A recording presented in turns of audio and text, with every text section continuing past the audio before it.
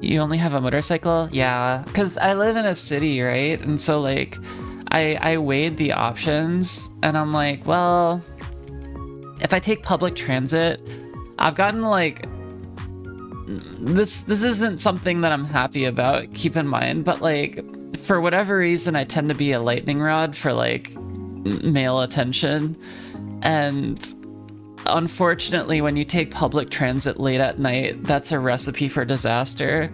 So I end up like thinking like, do I want to risk taking public transit or a motorcycle? And I'm like, you know, at least with the motorcycle, like there's road ragers, sure, but like at least I'm not gonna get harassed for being hot, I guess. I don't know. So I was like, okay, I'll just do the motorcycle, like, and you know, worst case, I'm pretty safe, like I don't ever drink and drive. I took the cool option. Well, thank you, I'm flattered. But it's just one of those things where I'm like, eh. And then because I live in a city, cars are just not convenient, right? Like I live by myself, I don't have a partner. A lot of times I just need to get myself to places. And so like, the motorcycle is like the most fuel efficient way to do that. It's way cheaper to get a parking space because like it takes up less space in general. So like I pay, let's see, I pay like 1/6 of the amount that I would have to pay for a parking space for a car. And then on top of that, like because of lane splitting, I can get places usually faster than Google Maps estimates. And yeah, like it's easier to find parking because I can just like squish between two cars if there's enough of a gap. So I don't know, it's just the better option. And like as long as you're responsible and like you know, I'm a gamer, so if somebody tries to kill me on the road, like I'll just like dodge them like Danmaku style. Like I play a lot of Toho, so I'll be okay. Yeah, I've had a few close calls and I have like videos of them that I can show you at some point, but yeah. maybe I'll like make a little album of them and I'll show them off on stream sometime. You got a motorcycle because it makes you cool? No, because it's more efficient. Yeah, it's actually the more efficient thing. I don't know. But it is cool. I will say, like a lot of my girlfriends are like, can you give me a ride? And one of my friends, I like took her down to Santa Cruz one day to like, you know, she rode on the back. Wasn't the most comfortable thing ever, but it was cute. And she like kind of hugged me from behind. It was nice. TBH, I would ask too. Well, if you're a cute girl, maybe. Heck yeah, Santa Cruz. Yeah! That really sucks that you have to go through that. I mean, the stalking incident wasn't that big of a deal. Like, again, I didn't really feel that threatened. So it's like, eh. I've had situations where I felt a lot more threatened in the US, like on the BART, and like the New York subway as well. I think when it's on a train, it feels a lot more visceral because like you can't leave.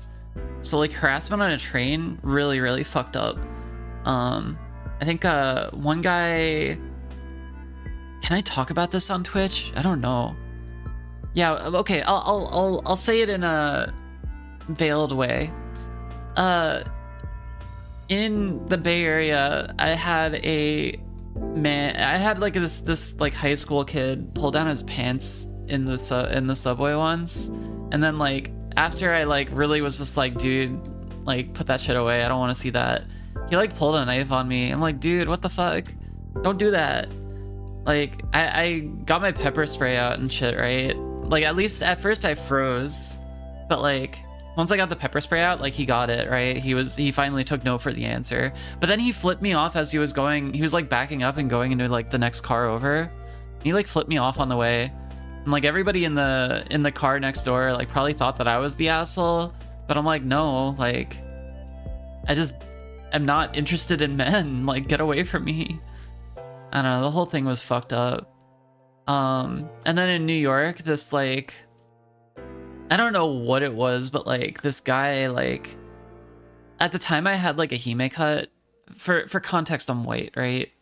But I had a hime cut, so maybe like, maybe he thought I was like half or something. I don't fucking know. But he kept saying like konnichiwa in like the worst accent possible to me. He was like konnichiwa, and I'm like, man, stop. Like, I don't want to talk to you. Like, sir, get away from me. I'm gay.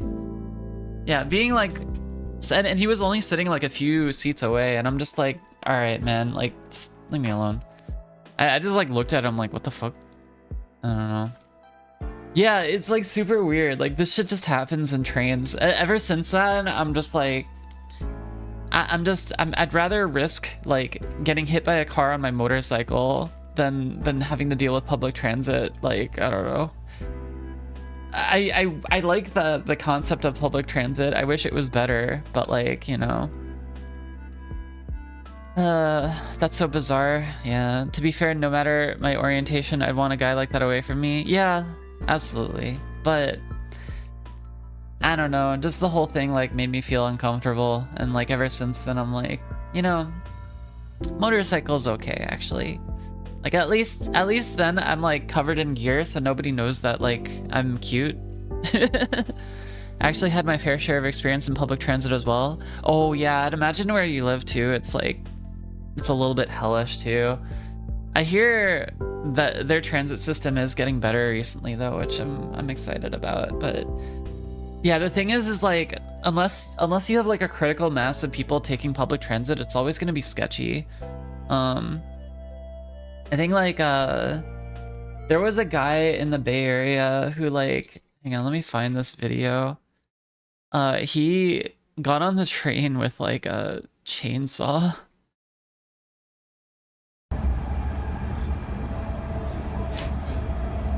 Yeah, this was fucking crazy. And the more wild thing to me is that like everybody's just kind of staring. Like this guy, like he could clearly like just tackle this guy, but like nobody's doing anything. They're just like, oh, you know, Mr. Chainsaw Man. He had two of them too, which is like the wild part. Like, man, what are you gonna do with two chainsaws? I fell asleep once, not that it is a normal thing. I haven't done during my second year at college. My trip takes 2.5 hours time to travel to get home. I mean, that's very normal in Japan though. Also, hey, look. Hey, look, my stream is down here. I don't know, man. Like, I love public transit, but it doesn't work in areas where like people's mental health aren't being like taken care of, you know? Like in the Bay Area where there's like such a huge income disparity, and like, I don't know, there's people who like need help and there's people who like have too much. It's just a recipe for like this shit to happen. Like, and that's why I'm very much a fan of just like making sure that like everybody's needs are taken care of, because it's like for the better of everybody. But like people aren't gonna voluntarily like donate to things. I don't know. You need to just like take money out of taxes and like put them towards like effective things that actually like help equalize things. I don't know. But yeah, that's a crazy thing. Like in my head, like, could this guy have a knife or something on him? Yeah, but like if he starts that chainsaw up, like that's even worse. I'd rather just take my risk of like just tackling the guy, honestly. I don't know.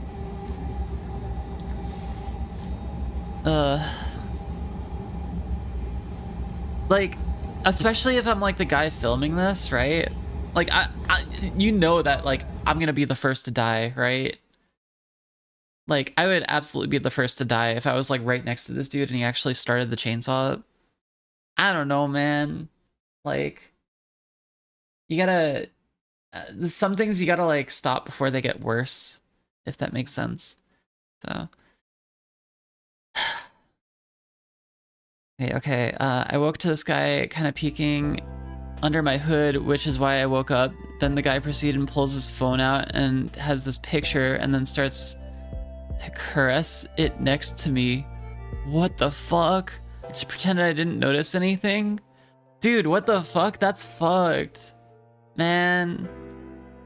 Yeah, I feel like the places where the trains that I feel the most safe on are the ones that have like conductors that kind of like go back and forth, because at least then they're trained to like handle things that happen, right? Like they've seen it all. They're like Waffle House workers where like if some shit happens, they just like snap into action. Whereas like the average person, especially like most people in the Bay Area who are like kind of sheltered, like they're not gonna do anything. I don't know.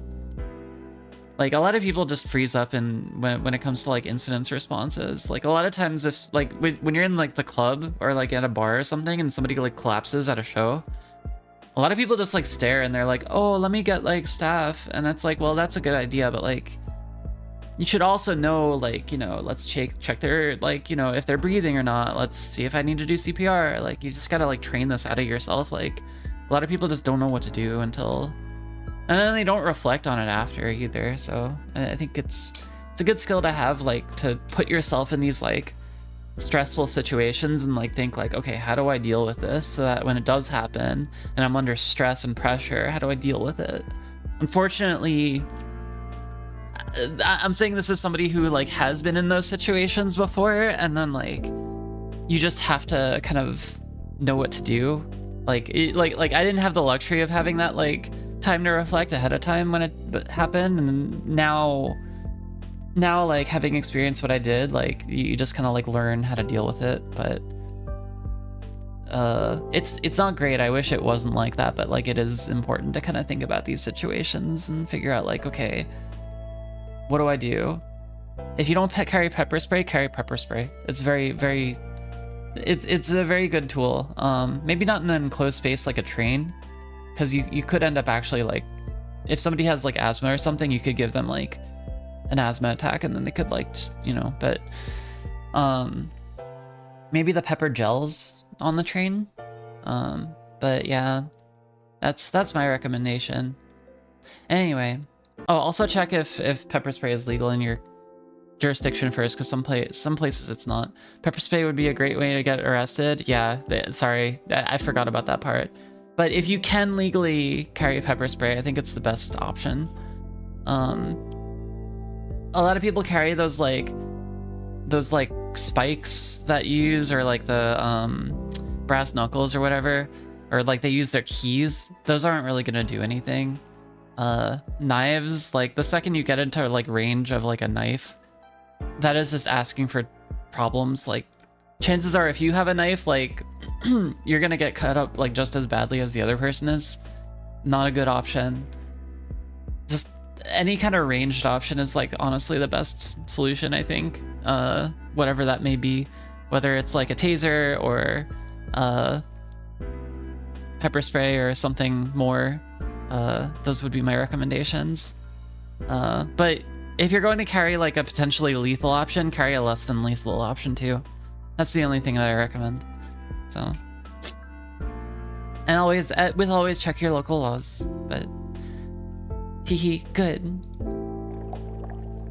Yeah, I want these. Wait, what if I make a cute game like this, except it's about guns? Self-defense. My current strategy for getting into a fight is the Joestar secret technique. Yeah, you gotta be a stand user. I heard of something like this at the hospital. I think it was called PTSD. Oh. If I had more knowledge about it, I would know what to do in these situations. EMDR. EMDR works really well for PTSD. It's like, it sounds really silly, but like, you have to like make circular eye movements, so you like make circles with your finger and then like the other person follows it, and then you like try to expose the person to like the stressful thing, and for some reason it just like calms people down. Obviously it's a little bit more complicated than what I just described, but I think you get the idea.